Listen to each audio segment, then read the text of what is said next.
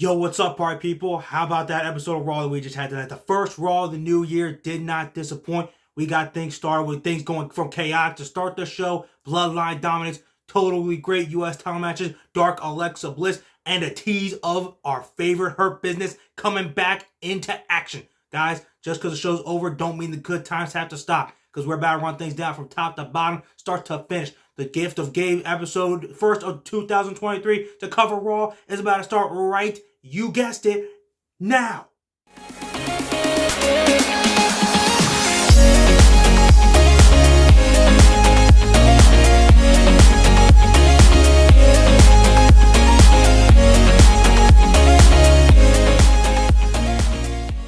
Okay, you guys, so let's get things started with our title matches that went down here tonight on Raw. First, in the Raw Women's title match, that match just got completely thrown out because of a disqualification, because Alexa Bliss totally lost it after seeing got not one, but two guys in Uncle Howdy masks, and then seeing the Bray Wyatt 6 logo appear on the screen not once, but twice on the Titantron. Man, she lost it. Dark Alexa Bliss is even closer to coming back, and you saw in that backstage interview, she feels like she's in control for the first time in a while. It's honestly one of the best she's been booked. Honestly, since Bray Wyatt got released, and she kind of went back to a mid version of, hey, I'm happy Alexa Bliss, and which kind of ish used to be. Either way, Dark Alexa Bliss seems like she is on her way back. Maybe this feud continues up to Royal Rumble for Alexa Bliss and Bianca Belair. I could definitely see it go that way. They might add a stipulation due to the fact that Alexa totally destroyed Bianca after that match to two DDTs onto those steel steps. But what I'm really curious is once that's over, how's she going to be injected into the Bray Wyatt Uncle Howdy situation? Is she going to side with one of them? Will she side with Uncle Howdy? Will she side with Bray Wyatt? We still got to figure out how that thing's all going. Are those two even going to still get together? I mentioned that in the last video. It's a definitely intriguing storyline, and you're not going to want to miss any of it. Dark Alexa Bliss is back, and she is about to mix things up and get all crazy. It's going to be great.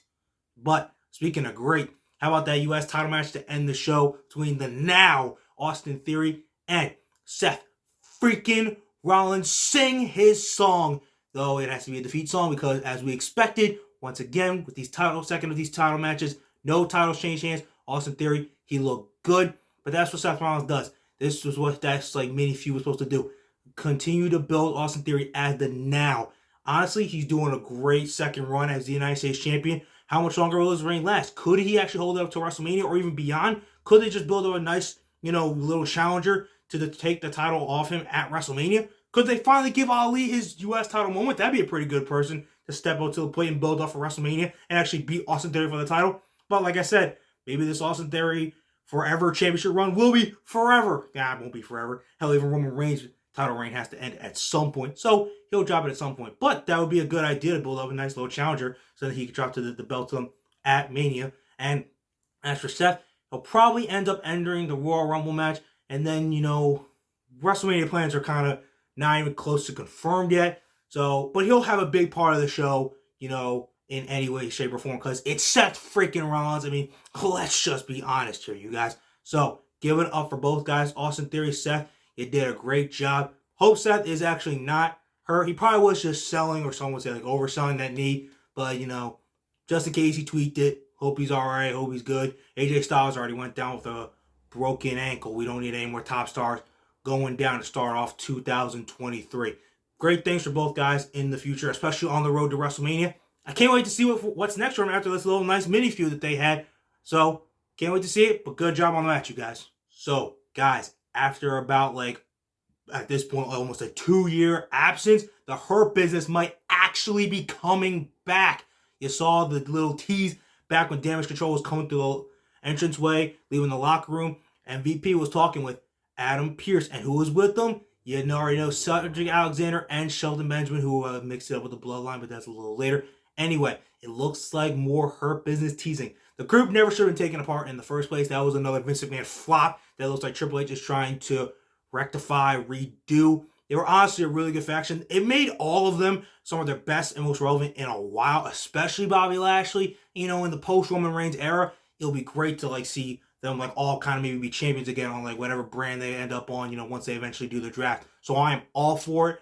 The Hurt Business coming back together just like you guys. Let's get back in business, because all these guys are super talented, especially Cedric and Shelton, who have kind of, not really had much to do since the Hurt Business broke up, and MVP, once he was paired with Omos. I'm glad they're all starting to get back on track, reconvene, and, let's just bring the Hurt Business back together. Hopefully, if they end up doing that Brock and Bobby thing later, they can just beat the crap out of Brock Lesnar. I would love to see that. That would be amazing. So, thank you, Papa H. If you're bringing the Hurt Business back together, it's a good call, and I cannot wait to see how he maybe puts his little spin on it. It was pretty good, when Vince was doing it, but I can't wait to see what Triple H might do with it. He might take it to a next level we haven't even seen before. So, watch out for that, you guys. It's going to be a reunion to remember. But for everyone else, it's going to be pretty painful. Guys, the Bloodline took over the show tonight. It wasn't even a question. From the second we went on the air, they were beating the crap out of everyone. Like Sami said, it was a hostile takeover. And, some of the Raw roster tried to, they left them out of the ring. But Sami said, tonight, people are going to get hurt. And oh boy, did people get hurt.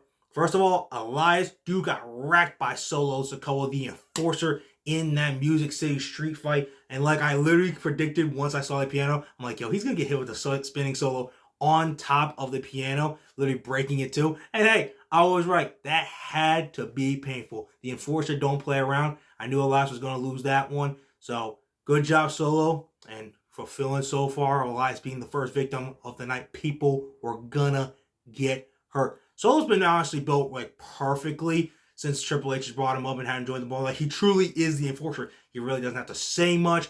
And the adding of the Samoan Spike just makes it, he makes it more his version of our version of Umaga, and he's doing great with it. Eventually, before the 2023 is over, it just started, but we still got a long way to go. He is going to be champion. I would love him to give him a shot against Gunther.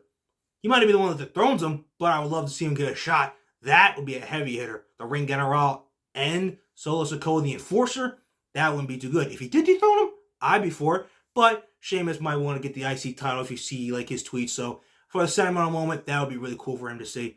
But either way, Solo is doing great as the Enforcer. And poor Elias, he got just wrecked again. Even though it wasn't by Roman Reigns, he got smashed tonight here on Monday Night Raw in a musical kind of way. I don't think he's going to want a second elbow of that ass whooping. And speaking of almost ass whoopings, Sami Zayn, the Usos were able to get the dub over the Street Profits and Kevin Owens, the man who they were literally coming for in the first place.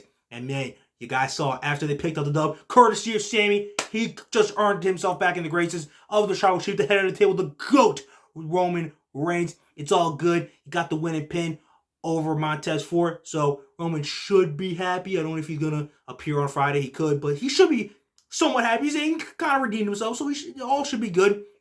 But Solo showed up with some little assistance once again, because, that's just how Bloodline business goes all day, every day, since day one.